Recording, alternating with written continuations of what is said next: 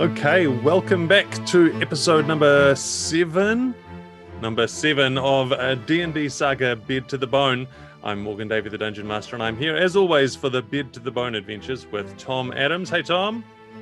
Good. How are we doing? We're doing pretty well. And Julz Burgisser. Hi, Julz.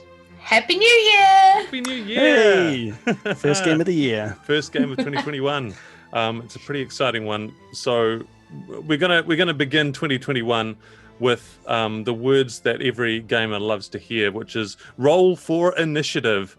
So while you are rolling for initiative, I will just remind you and everyone of what's going on. You're in a corridor in the house of Craddick, where the mysterious and sinister Uncle George has shown himself. He is keeping someone in a tower. You're at the bottom of the tower on a spiral staircase.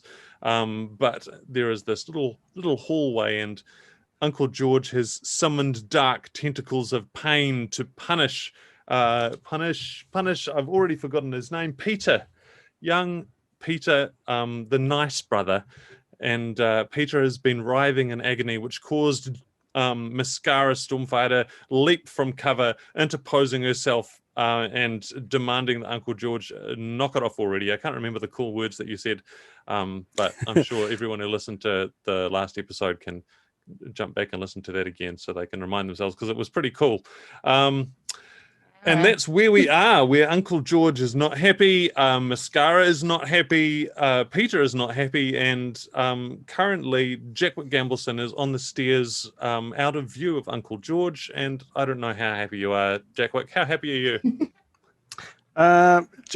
Jackwick is quietly happy. Quietly happy. All right, Uncle George's initiative roll is happening. Oh, well, I rolled a 3, so it's not looking good for Uncle George. Mascara, how? Oh, you're chewing. Thom. No, you're all right. No. I've got an 8. An 8 for Jackwick. And Mascara? I got a dirty 20. A dirty 20. Well, you're right there in the middle of things, in the thick of things. So, let's go to you and just zoom down into Mascara's situation. Tell us a little bit about your feelings in the moment, and then tell us what you're doing, and we'll start rolling some dice and figure out how that goes.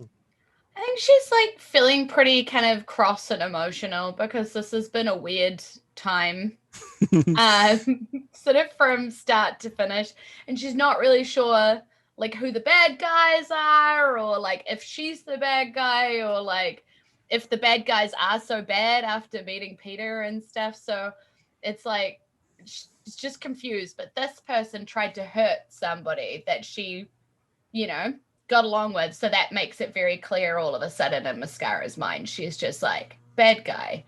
And just the full force of all of her frustration and everything is just firing out at him. So she's going to go full Thunderwave, my friend. All right. Yeah, which is not, full Thunderwave because she's a rogue. So, yeah, that's what she wants to do, though. Can he roll a Constitution saving throw? He can, and his roll is going to land on a 20 and then teeter off that 20 and land on a 2. So he's going to fail his Constitution roll quite substantially. What happens? So basically, like, this big thunderous kind of crazy boom erupts out from Mascara as she throws her arms away from herself, throwing him away from her as well, and pummeling him with 11 points of, force damage, I think. Yeah. Cool. He goes flying backwards. Does he end up prone, or does he keep his feet? No, it just says pushed away. It doesn't say like pushed down. Cool. Okay, so he keeps his feet. He's pretty spry and deft on his feet for such an old, hunched, bent over guy. But he's knocked back, and his hair kind of goes flying as his little walking stick that he's leaning on goes out of his hand and rattles along the floor. And he's kind of leaning against the wall for balance, and he just grimaces at you, and he's got teeth missing, and just he looks at you with an expression of utmost hatred.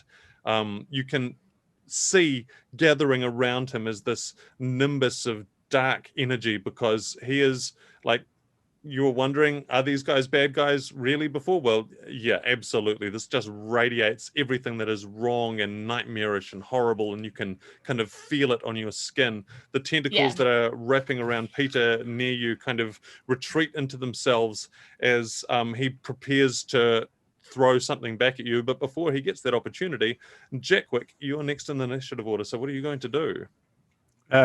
Jackwick is going to... he's just going to stroll around the corner. How far was he away? I think he was like 10 feet away initially, and did he get blown another 20, did you say? Nice. So we'll call it 30 feet. Yeah.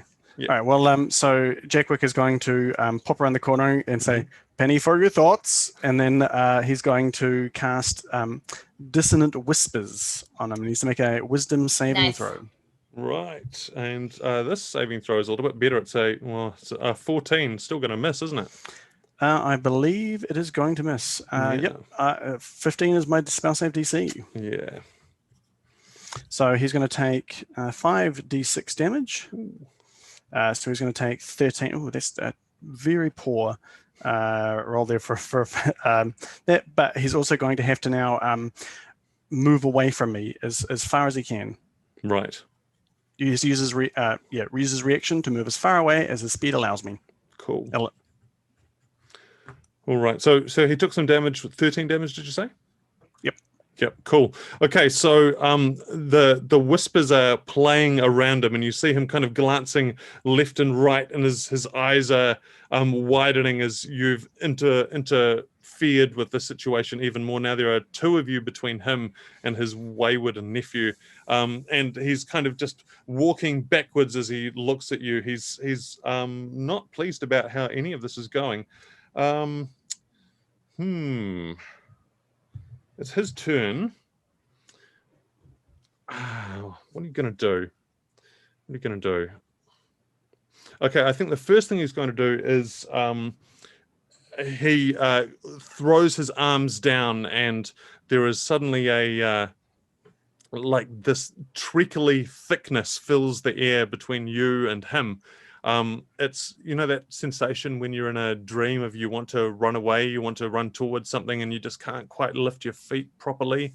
It's like that. You're just stuck in this horrible thickness, and it's so unpleasant. The mechanical effect is it's like difficult terrain, so half speed. But yeah, it's just a mess, like this warping energy between you and him. And when he's on the other side of all this, I think he is going to throw one of his spells. He's going to throw a spell at.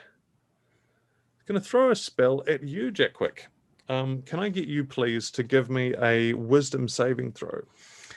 Jackwick is going to hold up his hand and go, "No, the black tentacles are already in there. So thank you, sir." And I'm going to do a counter spell. Oh, nice. So if it is a spell of 3rd level or lower, it just fails immediately. Is it 4th? Unless it is 4th level or higher. It is 4th level or higher, yeah.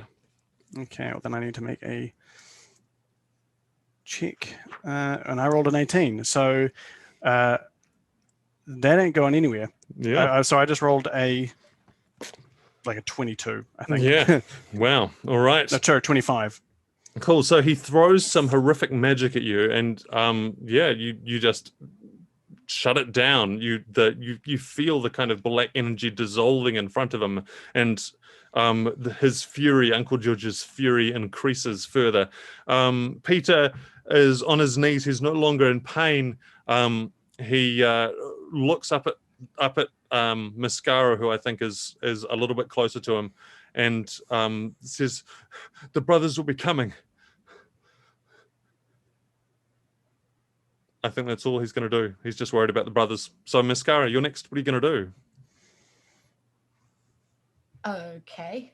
She looks at him and she's kind of like, yeah, you going to help with that? And then, fires, because they need to get up the stairs, right? Away from this dude. So what she wants to kind of do is at the same time as yanking him up sort of to his feet and backing up onto the stairs, so sort of moving backwards with him, fire off a firebolt to kind of just sort of like keep him at bay. Yeah. So it's like, you stay back there, we're going this way, kind of firing. Awesome. It sounds good to me. Do it. Okay. So Firebolt's an attack roll, I think. Is that right? yeah, +6, and that's a 16. So 22 to hit. That will hit. And then that is 2d10s of damage. Holy crap, is that a 10? Yes, 15 points of fire damage as she sort of starts backing up the stairs. Cool. Okay, so the firebolt, just explodes against him, and you see him kind of utter this weird wailing sound. He's in pain. He's in more pain than you think he's expressed in a very, very long time, and he looks frightened. Actually, there's this sudden flash of fear that goes across his face, and then he clamps it down because Uncle George is made of sterner stuff than that. But as he's clamping it down, it sounds like, Mascara, you are dragging Peter and heading up the stairs already. Is that right? Yeah, well, I'm aware now that Peter's in trouble whether he likes it or not. So Nice. I would like to keep him protected behind me as much as possible. Excellent. Cool. Good. So Peter is happy to work with you and move up the stairs. Jackwick, you're still out. You're standing in the corridor. You're the last one there, looking across an increasing distance now at the smouldering Uncle George, whose spell against you just failed. What are you going to do? Jackwick's going to keep himself kind of just, I guess, make sure he doesn't get separated, but he's going to keep himself in between Uncle George and Mascara and young Peter, and he's going to just keep firing Eldritch Blasts at Peter. The first one's going to hit for a 23, and the next one is going to hit for a 22. Nice. All right. I just say it must look so cool, like this big fire explosion and then these color explosions shooting down the hallway at this dude who's like all like in the dark and stuff. Oh, it looks like an action scene in my head. Like popping out from behind the sides. Yeah, like, pew, pew, pew. I can never imagine Jackwick's general kind of disregard for his own well-being. He's just kind of standing there kind of... Yeah. He's tiny. He's a small target. He's hard to hit. Yeah. It's probably not until Mascara goes, Jackwick, that he even thinks about moving. Yeah. So and then I guess 13 damage.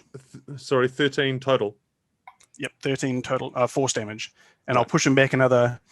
let's just push him back another 20 feet. Okay, so he busts through the door that was ajar behind him, and the door stays open, and he goes into the dark room beyond. You can kind of see little bits of fire still on his clothing that are pointing out where he is. So he's not happy. So that uses your main action. If you want to finish your turn by heading up the stairs and not being a target for any ranged attacks from him, you can do that. Otherwise, you could stay put and keep at him for another round. What do you choose to do? How badly damaged does he look? Well, it is hard to tell, but he's pretty hurt, but he's not going to be taken out anytime soon. You don't think? Jackwick is going to he's gonna just step back into the stairwell, Right. I guess. Cool. And if I get an action before we do, he's gonna use thaumaturgy to force the door that he blasted George through to shut. Well, you can do that. You can wait and do that, but to do that, he will get an action to retaliate against you first. I think I'll save my entropic ward. Yeah, Jack will just back up and shut the door. No, thank you, sir. All right. So you're not thaumaturgying the door. You're just heading up the stairwell. Is that right? He's just going to do it manually. Right. We're not that close. Yeah, you're not close enough to get the door where he is. Yeah. So I think it sounds like you're just prioritizing not being zapped by whatever he can do to you next. Yeah. Just backing up around the corner or whatever he can do. Right. So further up the stairs, Peter is kind of bounding up the stairs 2 at a time. He's breathing heavily and he looks pale. Mascara, you're easily keeping pace with him. He's saying, Uncle George, he's immune to almost all the magic that we can do. We all serve the same master. We all use the same power. He controls us. He dominates us. He can snuff us out with a look, with a word. I don't know what I'm going to do. Oh, good thing we didn't let him get any words out then. Yeah, Mascara is like sort of taking that in, but also very like already starting to feel around in her vest as she's running for like her favorite lockpicks and stuff, and going through the process of like calming her mind, because that was pretty like intense. So she's like running and just sort of fondling her, it's probably a bit weird, but she's fondling her lockpicks to just kind of calm herself, because she knows turning tumblers takes concentration. So yeah, she can't be a bundle of emotion right now. Cool. So yeah, as you keep going up the spiral, which is going up, there are little windows nearby, and you see that you are at the highest point in this whole structure. You are able to look out and see the sky all around, and up and up the spiral goes. Peter is kind of just talking almost to himself now, breathlessly, talking about the brothers are going to be furious with him. They're going to be coming so close. And then he kind of stops and lets you kind of gain on him, Mascara. And Jackwick, you catch up to him. And as you're kind of passing by, both of you passing by, then he starts moving again.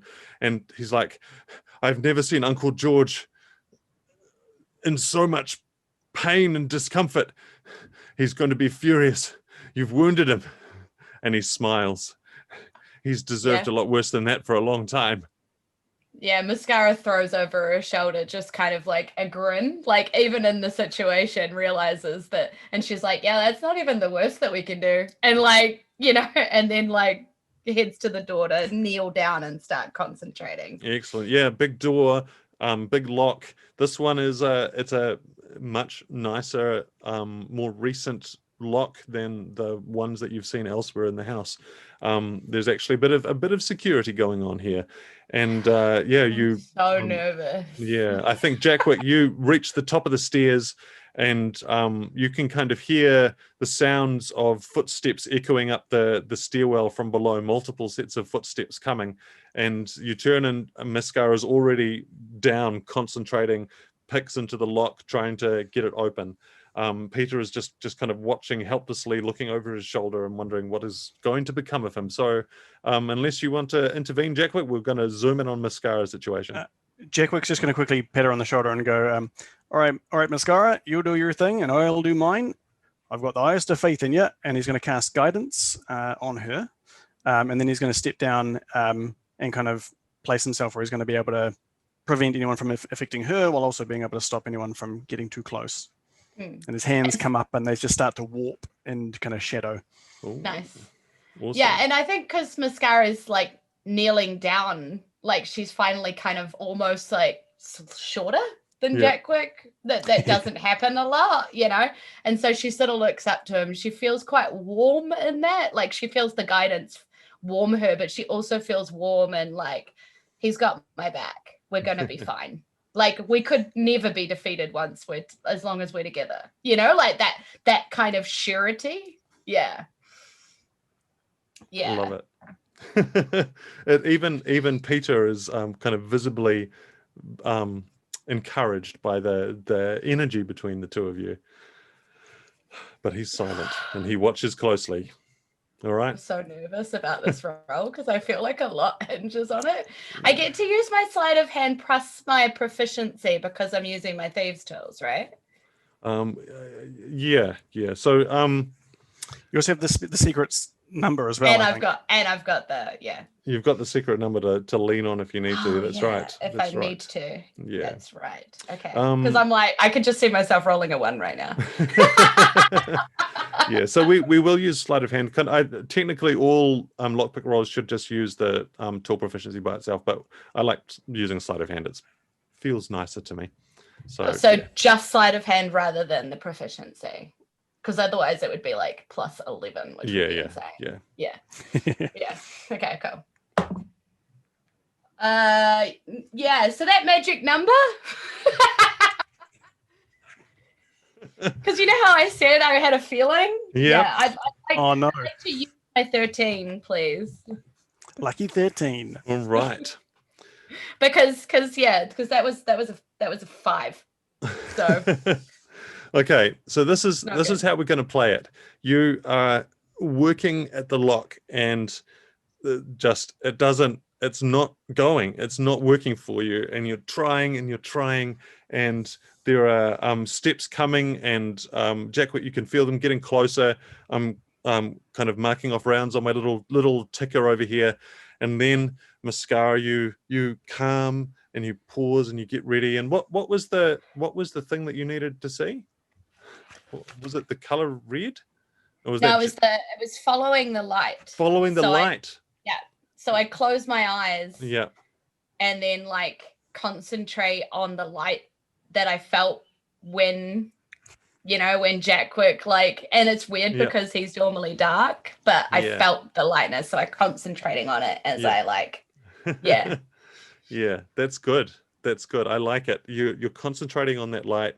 You use your you feel the presence of the camel and the camel's guidance of the future, and you're suddenly, oh yeah, this is what the camel saw. This is the moment, and your eyes open, and you are feeling that light from before, and also looking right through the lock. You can see a tiny light from the other side of the door penetrating through, and just as you focus on that, what's your total of that 13? So 13 plus 8, so 21. Lots. Yeah. Fantastic. The lock clicks and the handle goes and the door swings open. Cool. So you've got a couple of rounds before the people coming up the stairs are going to be at the top, so there's not terribly much time. Jackwick, you're outside at the top of the stairs ready for trouble to come. The door swings open. Mascara, you step inside and you can see that there is a little magical lantern. It's basically just a stone with light glowing from it, with a little shade to cover it, and a very simple mattress of straw on the floor. Not much else to speak of in terms of decorations in this room. But obviously the main thing that you've come to see is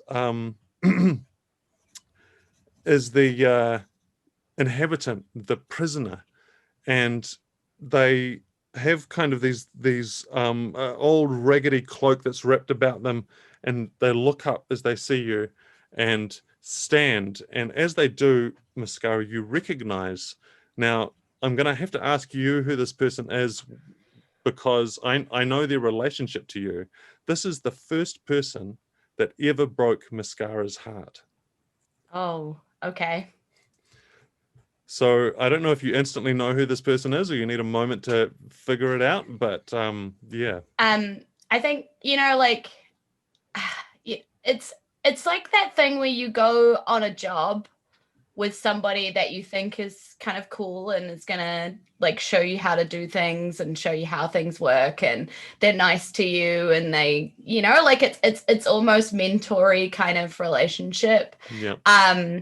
But there's that moment where you get like locked in the closet with them, and you're waiting for like the people to walk past, and you have this like awkward, like, hi, yeah, how are you kind of conversation, Yeah. like that's how they met. Only it was only a few glorious months, like she like, golden memories of months of times that they thieved together, but it was only a few months after that he took off with the whole loop, and left her high and dry. So yeah. Wow. Okay. So this person, it's a he. Yes, it is a he. Yeah. Yep. Sure. I think that works for Mascara. Mm-hmm. Yeah. Cool. So he looks at you in just astonishment, and his voice is cracking, and he says, "You came. I can't believe you came."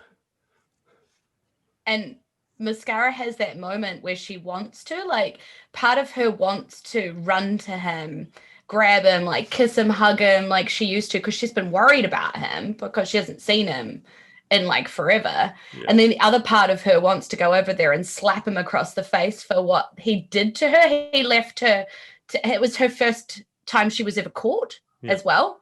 So like she had her heart broken, she was caught, like everything was bad. So, you know, she kind of has this moment where she just stands there completely like unable to decide which reaction to do. Yeah. Cool. So you stand there and look. Peter, who's back in the kind of landing with Jackwick, turns to Jackwick and says, "I think Mascara's mesmerized or something. She's stopped. She's frozen." Jackwick kind of frowns, then turns around and goes, "You right there, Mascara?" And she's like, "Give me just 1 minute." Now, we might have 12. I'll see what I can do. And he takes a couple of steps down and just starts firing. He does start just firing eldritch blasts down the corridor, just to kind of blast chunks off the wall and basically slow people down. Right. Yeah. So suppressing fire effectively. Yeah, there is. There's a sound of the older brother that you met before, Vincent. His voice echoes up after the eldritch blasts settle, and he says, "Whoever you are up there, there's no way down, and there's no way out for you. You can just come down easily, and we can talk about this." Whoever you are, I would think very carefully before trying to get into a conversation with me. Now, there may be no way for us to get down, but there is certainly no way for you to get up, so I would stay right there, please. Okay, can I have an intimidation roll from you, Jackwick? I know this is something you're rather good at, so I'm expecting a decent result. Yeah, I mean, it's a 24, so... 24? All right. Okay. Okay, you hear Vincent murmuring to another brother, and then he calls out, just think about, just wait right there. He's completely lost the control of the moment. You can't go anywhere, but it doesn't sound like they're going to be coming up anytime soon, which does give you a minute, Mascara. How are you going to use it? What are you going to do? So because that's what she threw over her shoulder, Yeah. and that's what popped out of her mouth. Is like this instant, just give me a minute, like kind of. Jackwick takes it literally. Yeah. Yeah. All right. Well, you've got 60 seconds. yeah. And she walks into the room and she tosses her hair because she's very conscious of the fact that she probably looks like she's just been in a fight. So she's annoyed at the fact that she doesn't look good for the situation as well. Tosses her hair, kind of crosses her arms and taps her foot and is like, "I know you think this sounds like a hopeless situation, but I got in here, didn't I? So I can get you out, but you have about 30 seconds to tell me why I should."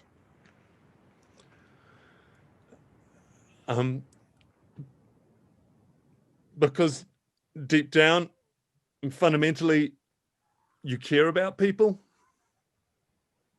He's got you there, Mascara.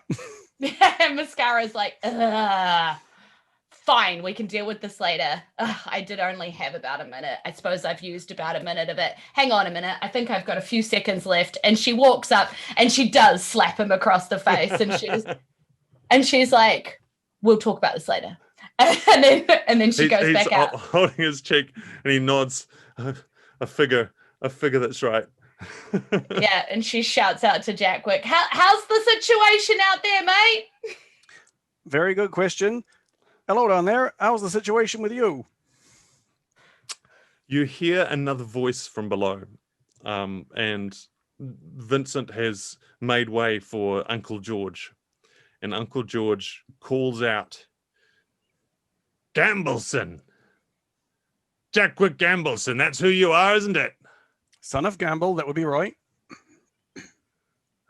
Fancy you coming here. I've had people following you around from time to time when they could find you. That seems like a mistake. Oh, not my mistake. No, you've been a great help to me and mine. Well, that was not my intention, sir, and I hope that does not continue to be. So I'll be keeping an eye up around myself and around my others. And you better hope I don't find anyone. Because you know what I can do? I can come back here. And if I do, well, you won't be coming up here any more time soon. Jackwick Gambleson. I don't even know if you know what you do to the world. Do you? Oh, I've got an inkling. What? Dead birds. The trouble with you runs a lot deeper than that. You leave a little scar in the world itself when you go walking. And all kinds of things can come pushing through in your wake. And they do with a little bit of help. Demon here, a devil there. All kinds of helpers. I've got a whole buzzing lot of them that came through one of the gaps that you left. This whole operation relies itself on you to an extent right now. I should be putting you on retainer. Well, there's one thing I do know about scars, sir, and that is that they do fade after time.